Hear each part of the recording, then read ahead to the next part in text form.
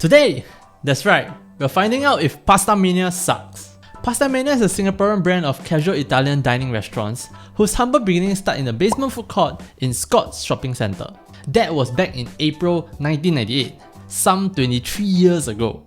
Today they have approximately 20 outlets in Singapore and have expanded to Malaysia, the Middle East, Sri Lanka and Bangladesh. Now, I've spoken to many of my friends who think that our dear homegrown Italian dining brand is grossly overrated and overpriced. Full disclosure, I think so as well. And yet every time I pass by Pastamania, their dining crowd is pretty decent, their online reviews, be it on Google reviews or any food delivery app, is excellent. Which is mind-boggling to me because my last memory of Pastamania is being served convenience level type of instant pasta with some parts still cold and unmelted cheese. So today we're gonna give Pastamania another shot and order every recommended item on their menu. Now today's price point is a little higher, so we have to be a little stricter as well. Let's start off first with the appetizers. I believe they have 2 recommended appetizers. So first up we have the cheddar cheese steak at $5.90. This is one of those items that I don't actually have to say anything. We are checking for 2 things. 1 is the crunch and 2 is the cheese pool. So,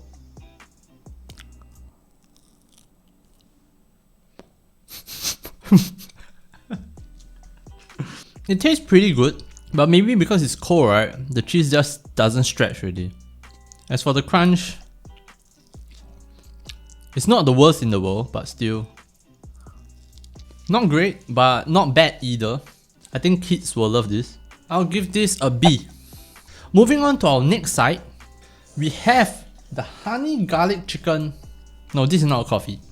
We have the honey garlic chicken at $5.50. So these are cubes of chicken thighs that are deep fried. This is very tasty, but at the same time it also reminds me of cai fan. I'm pretty sure cai fan sells this. There's actually sauce at the bottom, which is quite nice. It's tasty, but it's pretty hard. It's okay. Almost a C, but I'm gonna give this a B. Moving on, we are taking a break with a drink, and this is the minty apple at $5.50. Now I say $5.50 because in drinks, right, there's a hierarchy. At the entry level, at the $1 mark, you have your canned drinks, and then at $2 to $3 you have nicer stuff like fruit juice or coffees or whatever. But upwards of $5 is the bubble tea level.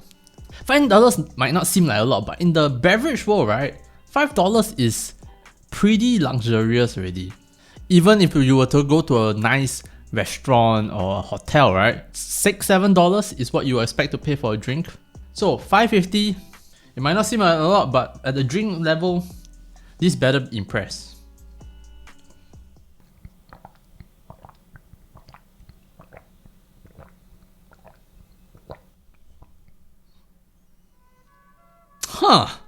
Wow. I was so ready to condemn it already. Because when you drink it, right, it tastes exactly like a canned drink. But when you swallow it, there's this aftertaste of mint, which is very enjoyable. But the juice here, minty apple, I suppose there's apple juice, is very syrupy, very canned drink, basic if you will. This tastes like heaven and earth apple tea, if they have one of those. And then somebody dropped a piece of mint leaf inside. It's a big cup, but I'll pay 2+ for this. 3 at most. $5.50 is pushing it. I'm not impressed. This gets a C. Moving on to our mains, and this is the reason why we are here today. The pasta in Pastamania. Now, before I even get to the mains, their design is actually pretty smart, if you can see here. So they have a plastic wrap over and then under. What I mean by that is this thing was used to contain their pasta, and then underneath was the sauce. So they separate the pasta and the sauce, and then you can combine it when you want to eat. They even have a little hole here so that the pasta doesn't get all soak up so the pasta doesn't soak up all the condensation. So packaging wise, I am pretty impressed. It's way better than Caesarea, but of course this is triple the price. But that's packaging, so we have to try the taste too. Let's give this a go. See, instantly like the pasta just catched on the sauce so much better than Caesarea. I think this is basic of any pasta, but this is a creamy based carbonara, which is very far from the authentic version. Either way, let's give it a try.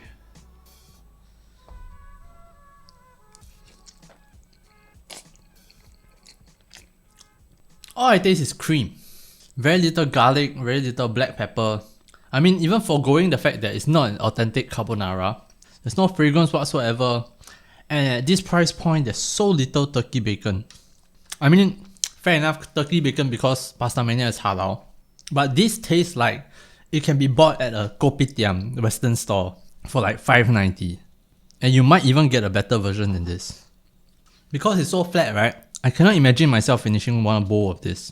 This gets a D. Moving on, we have another classic, the Marinara. Marinara. This one's a bit more promising. We can immediately see one prawn already. Same thing, it came with the packaging and I had to mix it. One thing though, this sauce looks way thinner. It's a bit worrying for a pasta. You can look at these noodles, they look so naked. Give this a go.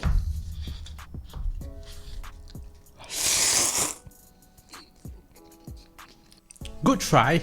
You can actually taste the tomato and the seafood in the sauce, but it's very thin. It's so weak, the taste. It feels like when you cook pasta and then the bottle says that it's recommended for half a packet of noodles, but you add 2 packets and then the noodles come out like this. Like very white.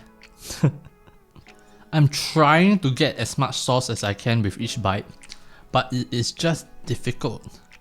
I'm trying to scoop the bottom where there are tomato chunks. Maybe this might be decent there, but from what I've tasted, this is at best a C. Moving on, we have a local special, a Happy Ham pasta. For the uninitiated, Happy Ham is spicy dried shrimp, and the shrimp is not the shrimp that you're thinking about. The shrimp in our Asian context, Southeast Asian context, is really small. So what they do is they dry this really small shrimp and then it packs a lot of umami. So what they have done is brought that over to a pasta dish. Which is smart. Keep in mind that this is one of the recommended dishes. So broccoli here seems so out of place, by the way. Okay. Instantly so much more taste. Oh my god. A world of difference. The previous 2 pastas were so bland, but this is full of flavor. The hebi, you can even see from here, like there's this little specks here and there. So each noodle catches a little bit of the hebi and translates so much flavor across. And I have to say, it's actually a bit spicy. It's like it's made by 2 different restaurants. Look at the amount of ingredients on this guy. It's so small on the camera, but you can even see like there's chicken, there's broccoli, there's chili padi. Like look at the amount of chicken. And then look at these 2 guys. All you see is noodles. It's not easy to believe that the person who came up with this also came up with that. And it's not a price problem because this is the same price as the Marinara and only $1 more expensive than the Carbonara. This gets an S tier. It may very well be that the previous 2 pastas set the bar so low that this seems really impressive right now. But yeah, I'm gonna give this an S tier. Moving on, we have our last main of the day, a meat lover's pizza. Looks pretty standard to me. What do we have here? Chicken sausage, okay. Some really suspiciously pink pepperoni. Some mincemeat. Seems like bolognese. And what's this? Turkey bacon, huh? A good amount of cheese in the middle. Cheese pull check.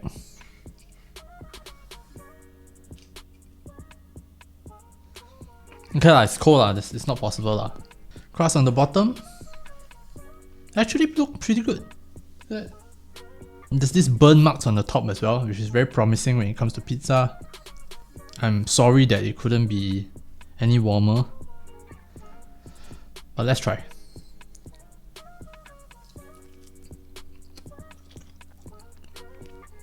Overall it's okay, but the taste of the tomato sauce is very weak. For meat lovers pizza, the meat seems a bit off. You have chicken sausages, which are not the best sausages. You have pepperoni, which is, it looks very weird. It's so pink. It almost looks like those kind of sausage from the Ngoh Hiang store. You don't have meatballs, you have minced meat instead. And you can still see the carrots in the bolognese. And then you have turkey bacon. So for meat lovers pizza, although the amount of meat is quite decent, the meat seems kind of weird. I do like the amount of cheese that they put though. It's very obvious the way the cheese pulls in the middle. Very nearly a B, but I'm gonna give this a C. Moving on to desserts. For desserts, we have an apple crumble brownie. And this actually looks pretty good. Brownie looking nice and fudgy. There's this caramelized apples on the top with the crumbles. It's not cheap at $7.50, but I kind of feel like this will be the most promising item of the day. Let's give this a go.